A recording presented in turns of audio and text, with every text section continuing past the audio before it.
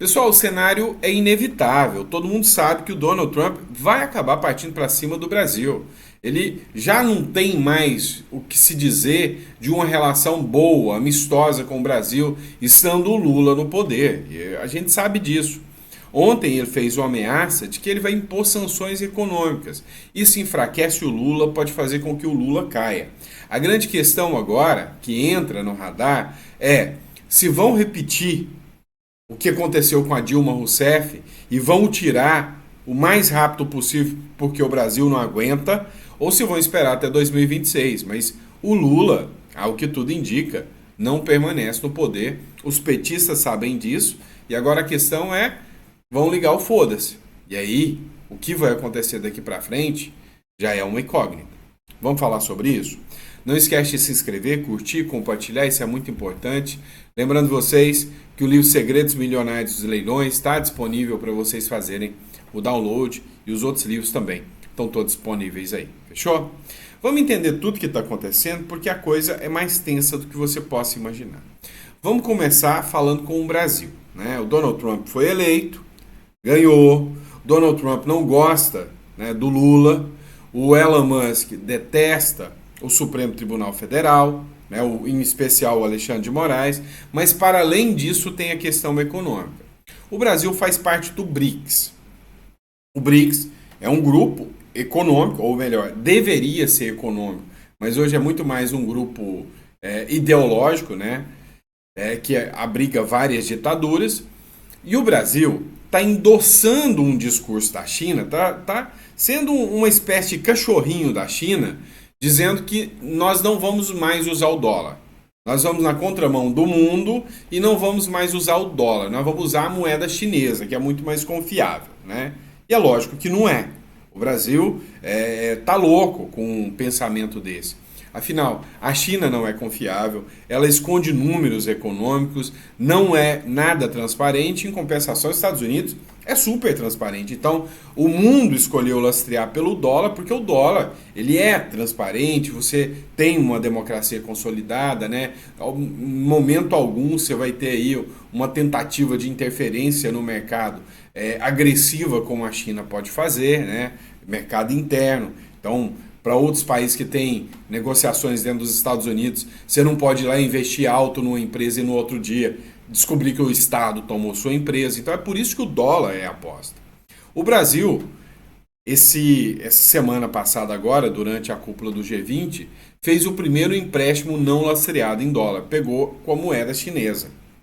Então fez um empréstimo de 5 bilhões de RPD lá, sei lá o que equivale a 4 bilhões de reais, e pegou um empréstimo. No momento que nós nem podíamos pegar um empréstimo, o Brasil se endividou ainda mais. E a dívida brasileira bateu 1 trilhão, bateu recorde.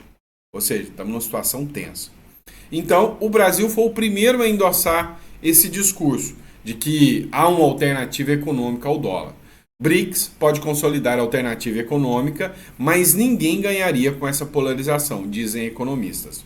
Ou seja, o Brasil, por questão ideológica, quer enfraquecer e quebrar os Estados Unidos. E é lógico que os Estados Unidos não vai observar muito bem. E o Brasil acaba de fazer, né, a sinalização para os Estados Unidos: ó, Estados Unidos, aqui para você, ó, eu vou negociar agora com a China. Pegando essa negociação, que não lastreou no dólar, mostrando que vai jogar o dólar de lado. O Donald Trump não gostou nada disso e a resposta veio de forma imediata. O Trump ameaça impor tarifas de 100% ao BRICS caso o bloco apoie moeda para substituir o dólar. E o Brasil é do BRICS, né? É um dos países, inclusive é a primeira letra, BRICS, né? Começa com B de Brasil. Brasil, Rússia, Índia, China e África do Sul, né? South Africa. Eram os 5 países originários que criaram por questões econômicas. Hoje tem Irã, até Venezuela está querendo entrar, Cuba, só coisa boa, né? Só coisa boa. Então, o que o Trump falou? Então nenhum dos países que estão no BRICS eu negocio mais com vocês. E aí, cara, imagina todos os contratos Brasil e Estados Unidos rompendo relações comerciais. Será que só a China, só esses outros países vão dar conta de de sustentar, né, a economia brasileira? Pois é, valia a pena o Brasil entrar nessa questão ideológica? Agora, não valia, né?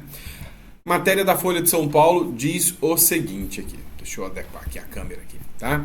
Ó, o presidente eleito dos Estados Unidos, Donald Trump, exigiu nesse sábado que os países membros do BRICS se comprometam a não criar uma moeda ou apoiar outra divisa que substitua o dólar sob pena de sofrerem tarifas de 100%. O que é sofrer tarifas de 100%?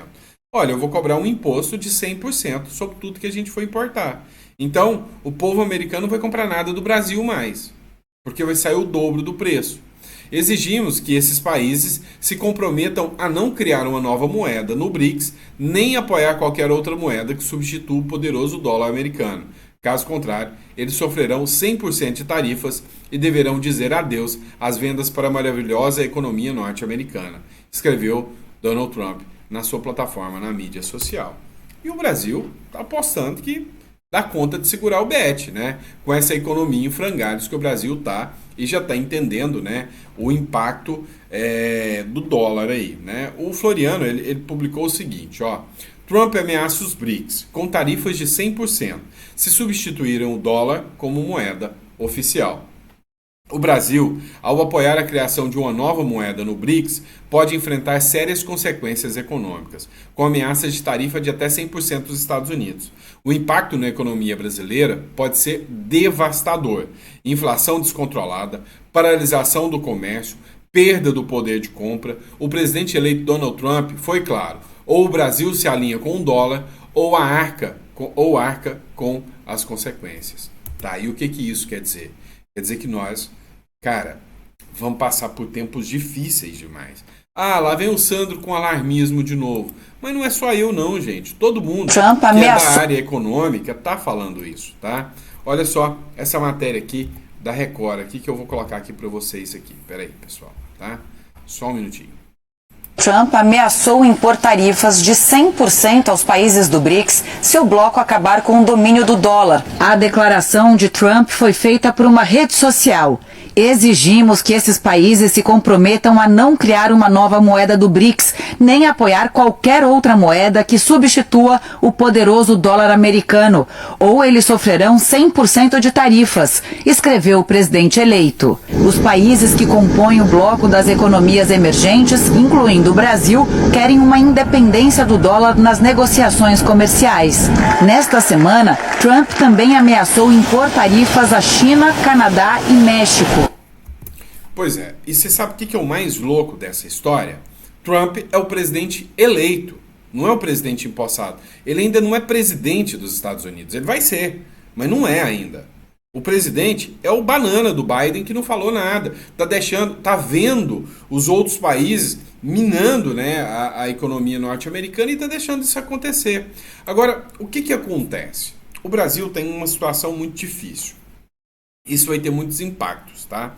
Um dos impactos é que o mercado brasileiro tá pistola com isso. Se o Lula deixar essas sanções econômicas acontecerem, a queda do Lula é inevitável. Vamos dar uma olhada, por exemplo, né? O que o Ometo falou. Tá? Então, é sinal de que não está agradando de jeito nenhum.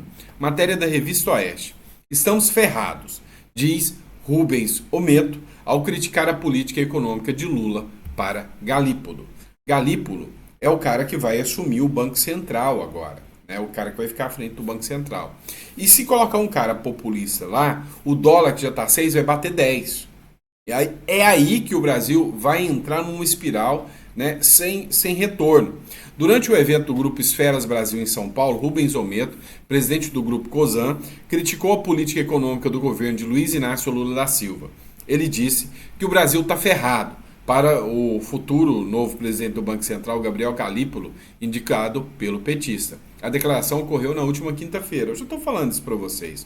Ometo disse que o Brasil enfrenta sérios desafios econômicos e destacou a urgência de resolver o déficit fiscal para reestabilizar a economia. O Brasil vai ter que colocar políticas como a política, né, do próprio Milei. Olha só a parte aqui que o Ometo fala. Já, então eu acho que a gente está numa situação muito difícil. Porque quando você é empresário, você vê tudo o que está acontecendo, você vê claramente uma política de partido, né? De não reduzir, porque está muito fácil resolver. É só resolver o problema do déficit fiscal, tudo se assenta. Mas eles não querem fazer isso e não enfrentam esse problema.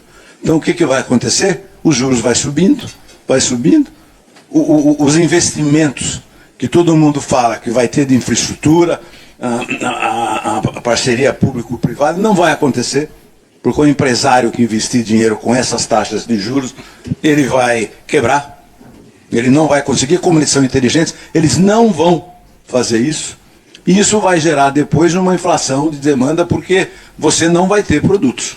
Você vai resolver o problema da inflação de curto prazo. É uma coisa que nós estamos, desculpe o francês, nós estamos ferrados.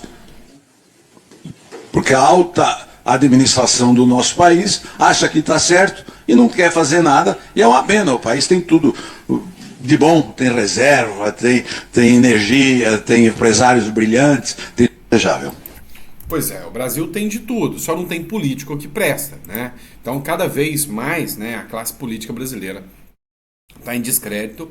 E aí, o próprio Lula falava, né? Eu tenho orgulho de não colocar gente técnica, eu tenho orgulho de colocar gente político, que eles ouvem o povo. E esse tipo de populismo barato está levando o Brasil à bancarrota, está quebrando o Brasil. Não é à toa que, depois dos últimos anúncios, eu tive que voltar correndo para o Uruguai por causa, né, da loucura que se tornou aí o Brasil, para mim poder organizar negócios e tudo, porque não dá, gente, não dá. O Brasil tá uma coisa fora de contexto.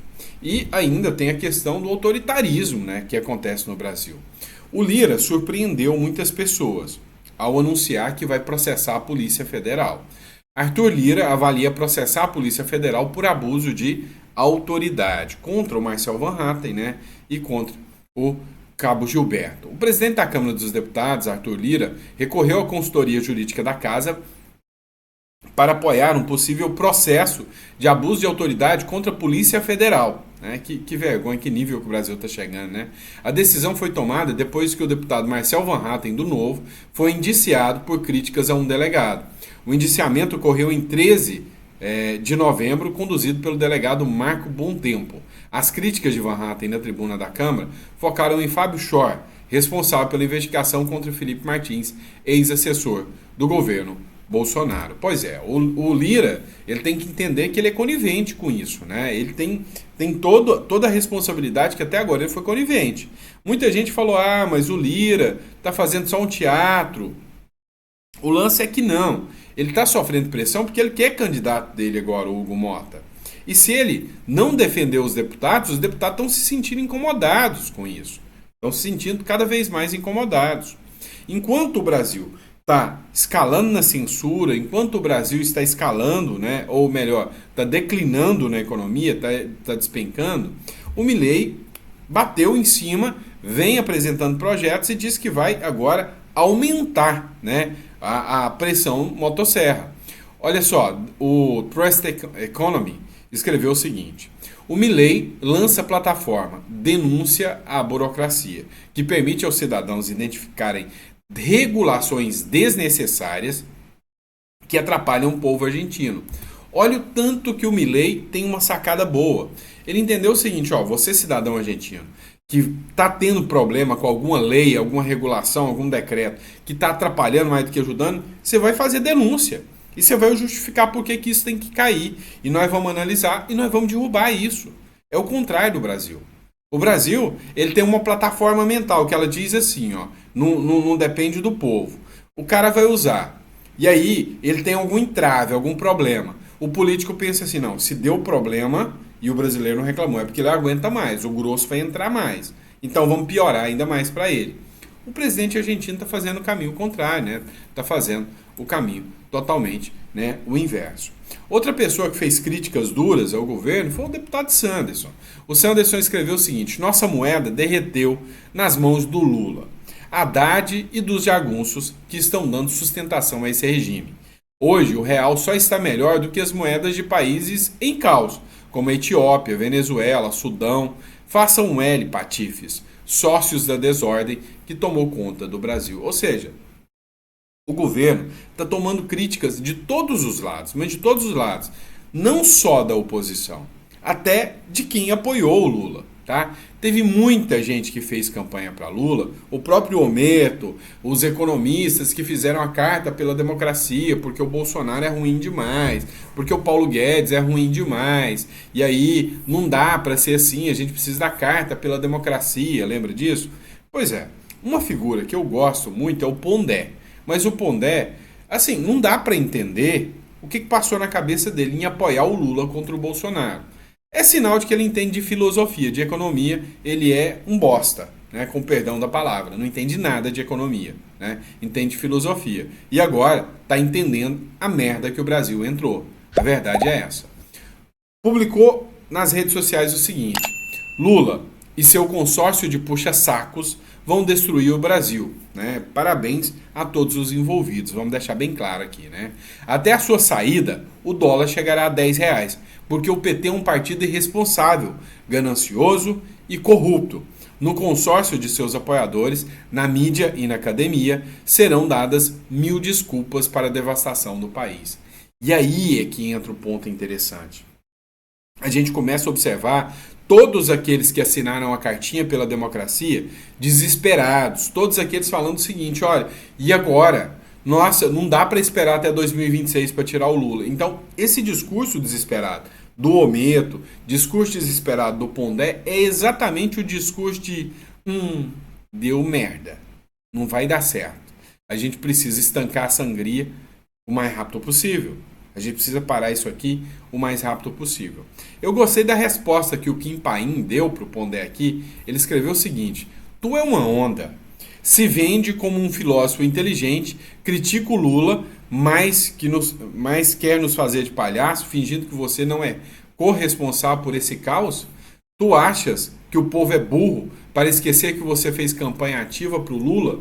E aí, meu amigo, no próprio comentário deles, o pessoal veio e mandou os vídeos, lembrando. Por isso que eu falo hoje, não seja de forma alguma uma pessoa falsa. Não adianta. Não adianta você tentar se esconder falando: ó, não, agora eu vou mudar o meu posicionamento, agora eu fui Lula, eu fui isso, agora eu vou mudar meu posicionamento. É por isso que você tem que ser claro e objetivo. Então, eu sempre falei isso com vocês, né? Tem que assumir a responsabilidade. E agora, a pessoa não adianta tentar pagar de eu sou o salvador da humanidade. Olha só o que o Pondé falava à época da campanha. Isso aqui em 2022. Não há dúvida que o Lula é um grande político. Muito melhor do que o Bolsonaro, como político, capaz, técnico, né? Muito melhor do que o Bolsonaro?